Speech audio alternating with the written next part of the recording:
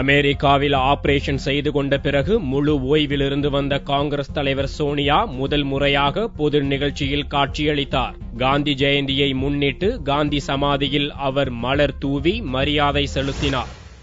காங்கிரஸ் தலைவர் சோனியா உடல்நலக்குறைவு காரணமாக கடந்த ஆகஸ்ட் மாத ஆரம்பத்தில் அமெரிக்காவில் உள்ள மருத்துவமனையில் அனுமதிக்கப்பட்டார். அங்கு அவருக்கு ஆபரேஷன் நடந்தது.